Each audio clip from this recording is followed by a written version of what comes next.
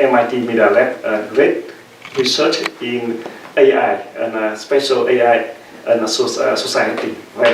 I have a great discussion with him, and I'm very impressed with his website and vote. Wonderful. So he will discuss here later. I talked about that today already. That is our AIWS Society Roundtable. Can I? Yes, please. To someone. Thank you so much. We have Michael Dukakis, and we have a great Michael Dukakis Leadership Fellow to here, and Governor Michael Dukakis really impressive with all of your research, and he invited all of them of you came here, and he would like to encourage and can see how to help you more if you can lead up science and technology in the future and make society better, because he really worry that technology, if bad behavior, not so much a good leader can make the world very terrible. And I have changed to work under Michael Dukakis leadership for 6 years so far.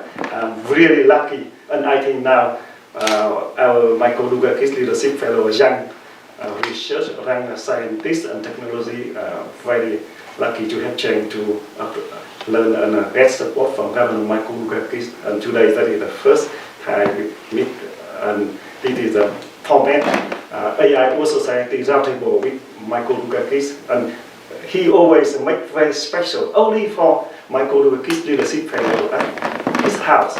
Only his house, very warm and really historic house for more than 50 years back. Historic it is. It's been around for a while. Yes. And there have been a lot of meetings in this living room, as you can imagine. It's a lovely room. We're planning all kinds of stuff. Okay, so now we start with Governor Michael Dukakis. Twine's a little too generous. I think the equation is reversed. I mean, I'm the learner here.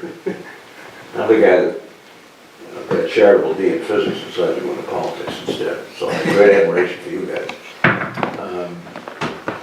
But it was Twine who has a history all its own, beginning with the founding of Vietnam Net, which brought the internet to Vietnam, challenged the then government because he created an electronic newspaper that was read by about 6 million people, and decided to make himself the editor and to take on the government on issues of corruption, which didn't go down particularly well with the folks who were in charge. And finally, after about 10 years, they suggested to get a new editor and get out of town. And fortunately, we got him, and Twine and I met as members of a nonprofit board in town and started talking about this. Although much of my political career obviously was focused on domestic policy, that kind of thing. I've always had a very strong interest in foreign policy.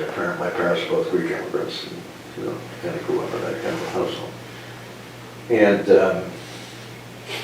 when Twine came to me and said he wanted to create something called the Boston Global Forum and bring a lot of the brain power that happens to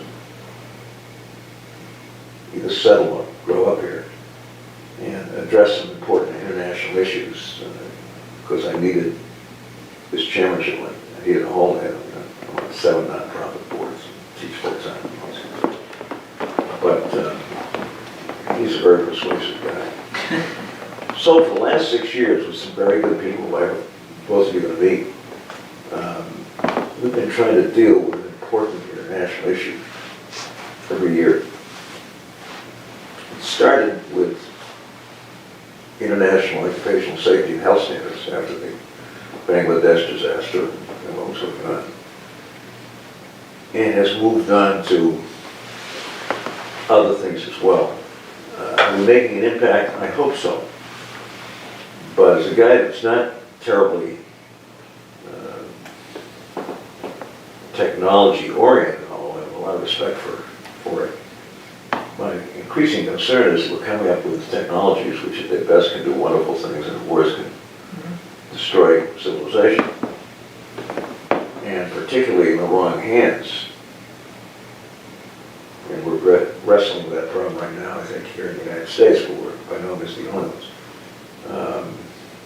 Really could do terrible damage to the planet. So we've been at this, the bulk of the work is done by this guy, and I just kind of go along for the ride, but it's been a fascinating experience. I think we've had some impact, but I'm a guy that strongly believes that if the international community doesn't get its act together in a way that can deal with these issues sensibly and peacefully, there's real danger here. There's no reason for it, because we ought to be using these technologies for the very best reasons, and used in that way, they can do remarkable things.